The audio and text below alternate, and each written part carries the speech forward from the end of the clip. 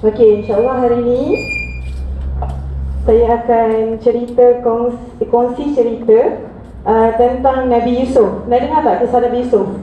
Kenal? Okey, jadi hari ini kita ulang sama-sama, boleh? Okey. Okey, cerita Nabi Yusuf ni dia panjang kalau kita nak mulakan daripada Nabi Yusuf masih kecil sehingga dia menjadi seorang pembesar kan, jadi raja. Okey, ceritanya panjang.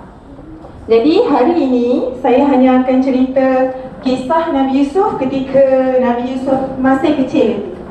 Okey. Suatu hari ini, okey, sebelum tu saya nak tanya, siapa ayah kepada Nabi Yusuf? Siapa ayah kepada Nabi Yusuf? Nabi, saya dekat kelas 6 Zaid ni. Siapa ayah kepada Nabi Yusuf? Nabi Yaqub. Okey. Nabi Yaqub adalah ayah kepada Nabi Yusuf. Okey, satu hari Nabi Yusuf bangun daripada tidur dengan muka yang sangat gembira, tenang, gembira. Dia pun pergi ke ayah dia, Nabi Yaqub. Dia kata, "Ayah, malam tadi saya mimpi. Mimpi apa? Ni ada dalam surah Yusuf. Dalam surah Yusuf ada cerita tentang kisah ini, iaitu surah Yusuf ayat 4. Surah Yusuf ayat 4. A'udzu billahi minasyaitonir rajim. Idh qala Yusuf li abihi ya abati inni ra'aitu ahada 'ashara kawkaba wasyamsa wal qamara ra'aituhum li sajidin. Apa maksudnya? Sila terjemahkan.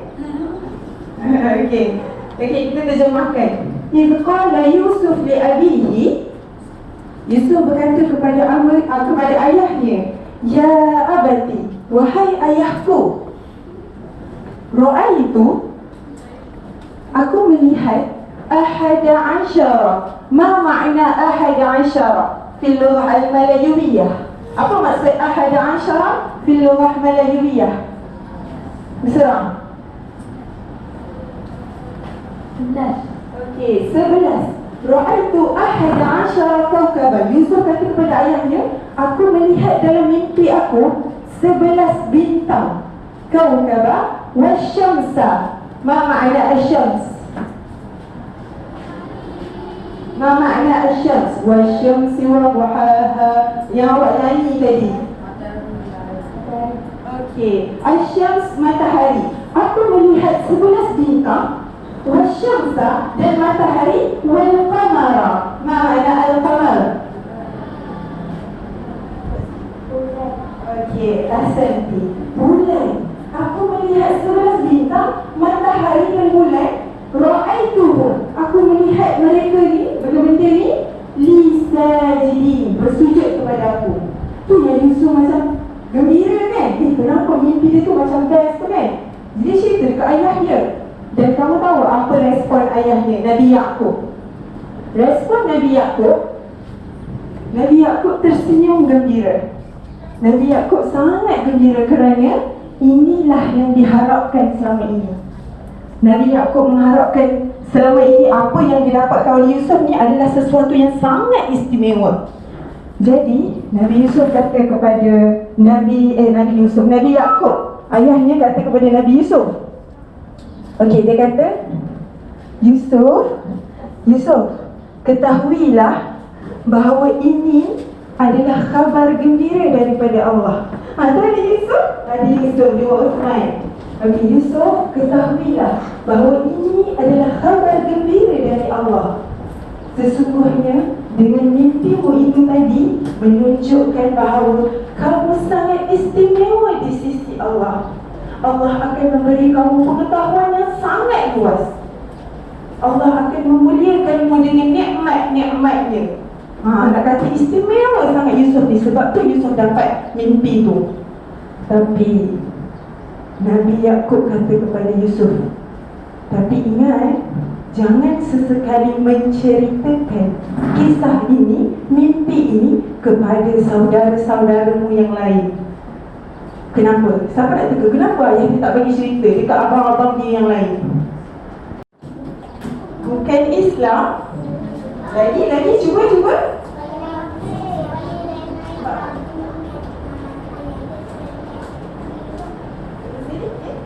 Nanti ayahnya ingat ayah kepada Nabi Yusuf. Okey. Sebenarnya sebab kisah Nabi Yusuf ni dia ada abang-abang yang lain. Tapi abang-abang yang lain tu, yes. Abang-abang yang lain tu tak suka dekat Nabi Yusuf.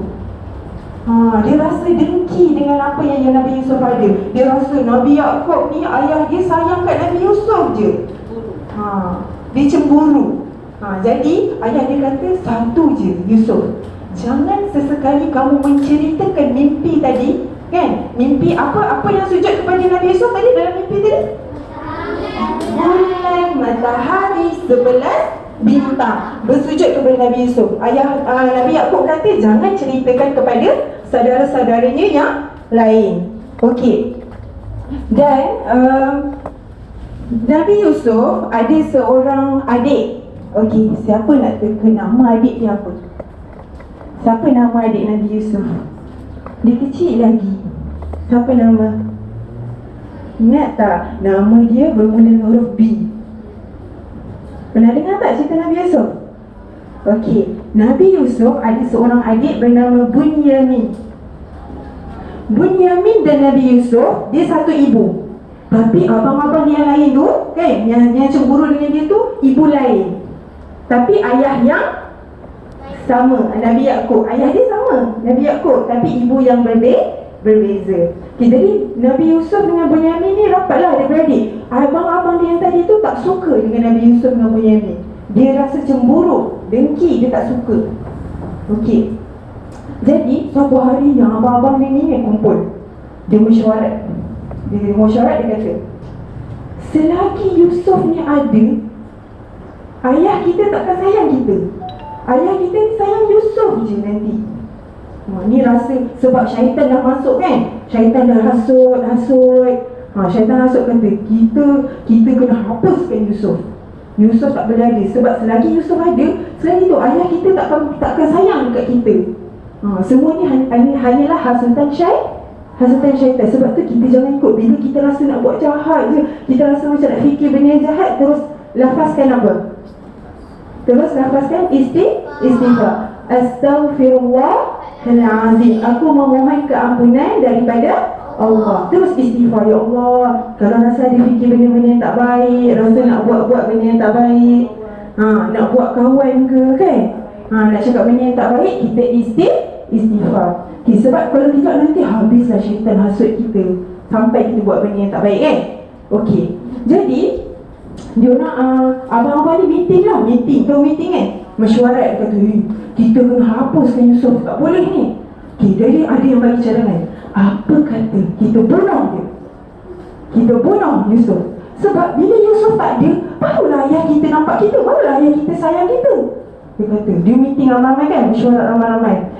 Lepas tu ada yang bagi cadangan, macam ni je lah, kita bagi makan kat binatang buas. Kita bagi binatang, tahu binatang buas tu apa? Binatang buas ni macam binatang liar, macam harimau, singa yang makan orang tu kan, yang makan daging, buaya. Dia kata kita bagilah dekat binatang buas makan. Ataupun kita masuk ke di dalam pasir, tanam dia hidup-hidup. Sampai macam tu sekali hasutan syaitan berjaya, membuatkan mereka berfikir sebegitu.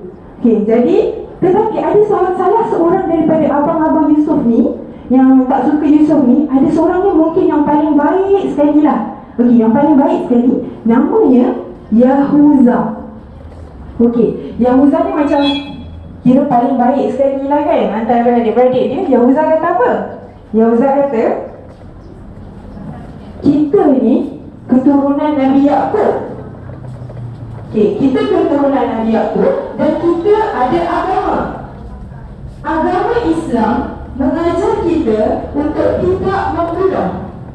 Kerana membunuh adalah satu dosa yang sangat besar. Dan membunuh tidak dapat diterima oleh akal fikiran. Jadi, Yahuza kata, kalau kita bukan macam kejam sangat macam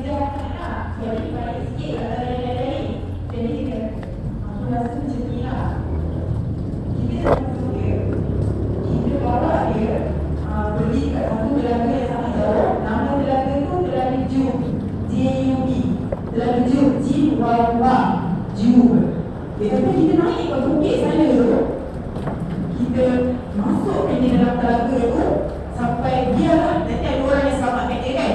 Sekurang-kurangnya kita tak dapat dosa membunuh, yang Ustaz kata. Sebab membunuh tak boleh, kita dalam keturunan Nabi Yaqub. Tak boleh kita nak bunuh adik kita. Lagi pun Yusuf pun sikit pun tak masalah kepada kita. Betul tak? Kan Yusuf tu tak ada buat salah apa-apa. Jadi kenapa kita nak bunuh? Ni macam yang Ustaz ni baik sikit, tapi sebab dia tak nak Yusuf tu ada. Kan? Sebab dia rasa cemburu. Dia kata macam Nabi Yaqub, ayah ni sayang Yusuf je. Okey. Jadi, diorang pun okey tak apa. Diorang bisa-bisa diorang kata okey, setuju. Semua bersepakat untuk membawa Yusuf jauh. Pergi ke telaga yang tinggi jauh dekat bukit, jauh dari rumah. Okey, jadi pada keesokan paginya, diorang ni pun pergilah dekat ayah dia kan, Nabi Yaqub kan. Dia cakap, ayah, kami nak bawa Yusuf pergi dekat bukit atas tu nak main-main. Ayah kata, sebab bukit tu pemandangan cantik, udara sejuk. Dia kata kan, timing kan? Timing. Okey, dia dalam abang-abang ni kata lah, boleh tak ayah, kami nak bawa Yusuf main kat atas. Sebenarnya ayah dia tak tahu rancangan dia tadi kan. Sebenarnya rancangan dia nak tinggal dia Yusuf dalam telaga yang jauh tadi tu, telaga juk tadi. Jadi ayah dia kata, ayah dia dah tahu dah yang diorang ni cemburu kan, tak berapa suka dengan Yusuf. Jadi ayah dia kata tak boleh.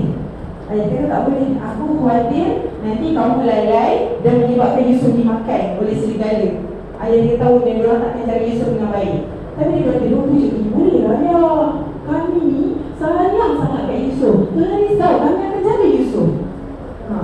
Jangan risau, kami akan jaga Yusuf. Ayah jangan risau, sebab kami ni semua sadar-sadar. Right, jangan risau, kami akan lindung Yusuf. Dia tipulah ayah dia berbohong kan. Dia kata ayah jangan risau. Okay, jadi ayah dia pun sebenarnya ayah dia masih lagi khawatir. Ayah dia masih lagi risau, tapi ayah dia tak boleh nak jawab macam mana dah. Jadi ayah dia kata, okey, aku benarkan walaupun aku masih lagi risau, tapi aku benarkan, pastikan kamu menjaga Yusuf dengan baik. Dia kata kan, jaga Yusuf baik-baik, pastikan jangan lalai, jangan terleka. Tengok Yusuf, sebab Yusuf tu masih kecil kan berbanding abang-abang yang lain. Jadi diorang pun, yes, macam kita berjaya. Ayah dia berjaya, izinkan mereka bawa. Jadi mereka pun bawa ayah Yusuf ke telaga juk tadi, jauh daripada rumah, bukit atas jauh. Dan sebab diorang kata, bila bawa jauh, confirm dia tak boleh nak balik kan, jadi diorang takkan jumpa. Dan Nabi Yaqub takkan boleh jumpa lagi dengan Nabi Yusuf. Okay. Jadi Nabi Yusuf pun dibawa lah dengan abang-abang dia, dibawa ke telaga juk tadi. Sampai saja di telaga juk, abang-abang ni buka baju dia, abang-abang ni buka baju Nabi Yusuf dan masukkan dia ke dalam telaga tadi. Telaga apa banyak telaga? Telaga nama lainnya apa? Apa? Perigi. Telaga namanya perigi. Tahu tak perigi ni dalam kan? Dalam tu ada air kan? Dia masukkan Yusuf ke dalam air tu, ke dalam perigi tu. Kalau awak bayangkan logik akal, awak masuk dalam perigi, awak masuk dalam telaga, ada orang tahu tak? Kan? Kalau abang-abang dia diam-diam tak ada orang nampak, masuk ke Yusuf dalam tu, kalau ikut logik akal, habislah mati dalam tu. Kan? Habislah, dah berhari-hari orang tak tahu, tak wujud. Dalam telaga tu jauh, tak ada orang lah di situ. Dekat tengah-tengah pasir kan, dekat padang pasir tu, tak ada orang nak tengok. Jadi Yusuf pun kecil lagi, tak boleh nak melawan. Jadi Yusuf dimasukkan ke dalam tu dengan dibuka bajunya. Dan sebab apa? Sebab rancangan abang-abang ni, baju yang dipakai tadi, diorang nak lumurkan dengan darah, nak buat-buat macam dia dimakan kan, dimakan serigala. Okay, jadi Yusuf pun duduk dalam tu, dalam sedihnya. Tapi Yusuf tetap tenang, sebab Yusuf tahu ada orang yang akan melindunginya. Siapa? Allah akan melindunginya. Sebab tu kita, bila kita tak ada manusia kita nak berharap, tak ada sesiapa pun kita nak harapkan. Siapa tempat, satu-satu di tempat yang kita berharap? Siapa? Allah saja. Dalam keadaan kita susah, dalam keadaan kita tak ada apa-apa, tak ada siapa kita nak harap. Allah yang ada. Allah yang berkuasa nak beri sesuatu kepada kita dan menarik sesuatu daripada kita. Jadi Yusuf kata, tak apalah, Allah ada, Allah akan lindung aku. Dan Yusuf menjadi tetap tenang sebab Yusuf tahu Allah akan melindunginya. Okay, jadi Yusuf pun duduk dalam keadaan gelap. Air-air itu tenang kan, sebab pergi ni bukan macam laut air gerak kan. Dekat situ Mujahid tu dia duduk gelap, tiba-tiba berkata rasa lapar. Lapar lah. Tapi mana nak dapat makanan kan? Tapi siapa nak tahu tak ada orang tahu dekat dalam tu. Jadi tiba-tiba dalam keadaan dia menahan lapar, tak boleh diserah kepada Allah. Keadaan dia berserah kepada Allah, tawakal, serah kepada Allah. Dan tiba-tiba dia demam. Macam mana bunyi orang lalu. Ada bunyi orang lalu. Okey, sebelum tu Abang Yusuf ni di balik rumah, dia bawa baju lagi. Kan dia sambut baju Yusuf kan. Dia bawa baju tu, dia lumur darah. Dia cari kan darah-darah, dia lumur darah kat baju tu. Dia bawa ke Nabi Yaakob. Ayah, berlaku menangis tersedu-sedan. Ayah, Yusuf kena makan nasi serigala. Nak berbual punya pasal?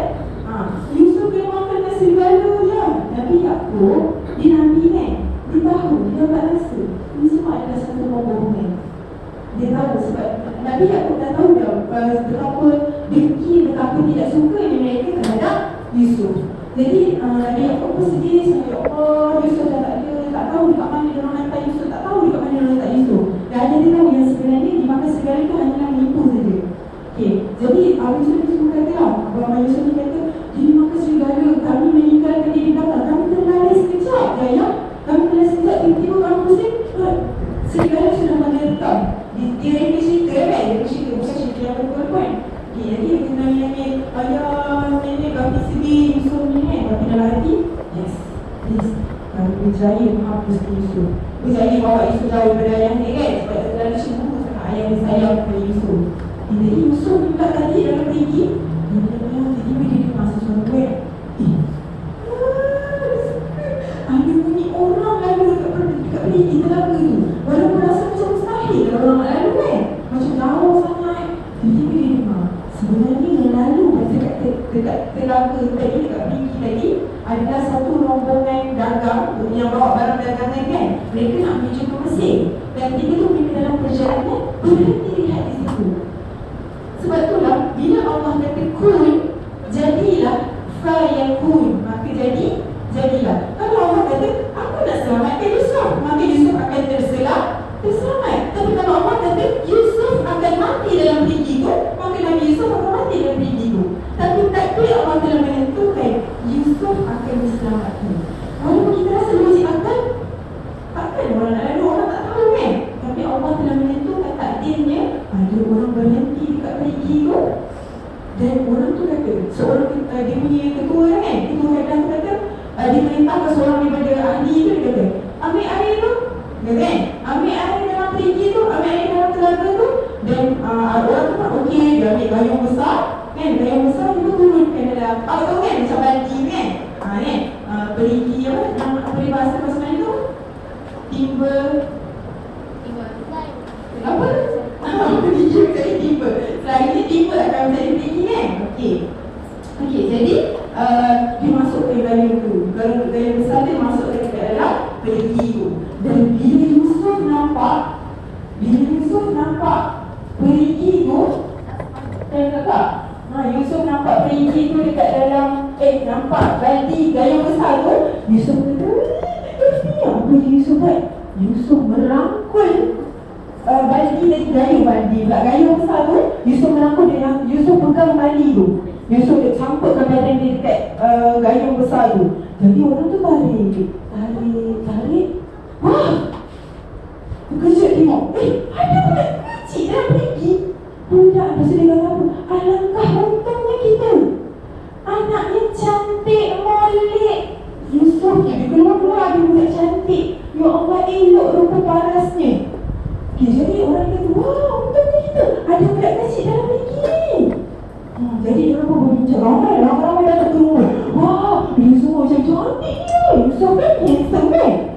Yusuf kan Nabi yang handsome kan, elok rupa parasnya. Comel ni anak ni, dia kata. Jadi semua ni pun bincang-bincang, apa kita nak buat dengan budak kecil ni? Dia comel macam hari Siman ni. Apa kita nak buat budak comel ni kita nak buat apa? Jadi dia bincang. Ada yang bagi cadangan, ada yang kata kita jual ke? Kita kan nak pergi pasar kat Mesir, kita nak pergi Mesir kan pasar kan. Kita jual dapat duit. Ada yang bagi cadangan, ada yang baik sikit, kesian dia, kita pulang lah. Tapi mereka tak tahu kan kat mana tempat tinggal Yusuf. Sebab Yusuf pun masih kecil. Jadi Yusuf pun tak tahu kat mana rumah dia. Abang ni yang bawa. Dan ada yang kata tak apalah, kita jadikan anak angkat. Ada yang cakap macam tu juga. Okay. Jadi diorang pun berbincang dalam perjalanan nak menuju ke pasar. Okey, kabilah ni tadi semua menuju ke Mesir. Okey, jadi nak menuju ke pasar tu diorang mereka cakap macam ni. Kesian apalah dalam menuju ke pasar kan, dengan Yusuf yang sangat handsome, comel, cantik ni. Dia kata kesian lah pula kalau kita jual diorang rasa bersalah. Mereka kata kita jual dengan harga yang murah lah. Kita jual harga yang murah. Diorang pun pergi hantar dekat pasar. Dia kata jual harga murah lah, sekurang-kurangnya tak adalah berasa bersalah sangat kan. Okey, jadi mereka pun tunggu kat pasar tu. Tiba-tiba datang seorang lelaki nak beli Yusuf yang cantik comel tadi. Nak beli Yusuf tadi. Jadi dengan harga yang murah dia ambil. Lupa awak tahu tak, sebenarnya lelaki yang membeli Yusuf tadi adalah pembesar di Mesir. Salah seorang menteri di Mesir, orang kaya. Jadi orang tu kata kita beli Yusuf. Dia nak beli Yusuf lah. Okey, jadi bila dia menteri ni tadi, pembesar ni tadi, ambil lah Yusuf. Dia kata, wah comel, cantik anak ni kan. Dia kata, dia nak bawa balik rumah. Sampai dekat rumah, dia bawa, dia kata kat isteri dia, ni tengok anak kecil ni kan. Anak kecil ni Yusuf lah kan. Anak kecil ni jaga elok tau. Dia baik. Jangan jadikan dia hamba. Jangan suruh dia buat kerja-kerja berat. Jaga dia sendiri comel, cantik. Jaga dia elok-elok. Dia cakap, pembesar ni cakap dengan isteri dia, jaga dia elok-elok tau. Sayangi dia, muliakan dia. Sebab tu lah kita rasa, kalau kita fikir kan, kena tinggal kat dalam perigi seorang-seorang, matilah ni. Tapi Allah dah menentukan, wah, Yusuf diambil oleh seorang menteri kan, seorang raja. Raja tu jaga dia elok-elok, sayang dia. Taklah macam abang dia kan, nak bunuh dia, tak. Jadi isteri ni pun jaga elok. Dan bila Yusuf membesar, Yusuf jadi seorang yang sangat baik. Yusuf rajin buat kerja. Yusuf tak nakal, baik, selalu bantu pembesar tu dengan isteri dia. Kiranya pembesar tu dengan isteri dia jadi mak ayah dia kan. Yang jaga dia, Yusuf baik je, rajin buat kerja, tak ada ni, tak melawan cakap. Sama lah macam satu apa ni? Okey, sama lah macam satu apa, baik semua kan. Rajin buat kerja rumah dengan cakap mak ayah kan, Syarah kan. Sama lah dengan Yusuf. Yusuf ni sangat orang suka, sangat baik sangat. Dah lah comel, baik pula tu. Okey, jadi lepas tu dia pun membesar. Awak nak tahu tak cerita dia apa pula lepas tu? Macam mana Yusuf membesar? Yusuf menjadi seorang yang sangat handsome. Jadi seorang yang sangat handsome. Okey, macam mana kita nak tahu lepas tu Yusuf membesar jadi apa? Kita sambung minggu seterusnya. Okey, sampai situ saja. Okey, cerita saya nanti kita sambung lagi, boleh? Sebab cerita Yusuf ni panjang. Okey, tinggal lagi berapa minit ni? Okey, apa yang kamu kena buat? Apa yang kamu kena buat dengan guru kelas sekarang? Kena hafal surah Yusuf ayat berapa kakak? Pandai. Ayat 4. Okey. A'udzu billahi minasyaitonir rajim. Idz qala Yusuf li abihi ya abati inni ra'aitu ahada 'ashara kawkaba wasyamsa wal qamara ra'aituhum li sajidin. Boleh hafal tak? Tak boleh? Boleh. Okey. Tinggal lagi berapa minit ni, cuba hafal. Okey. Assalamualaikum warahmatullahi wabarakatuh.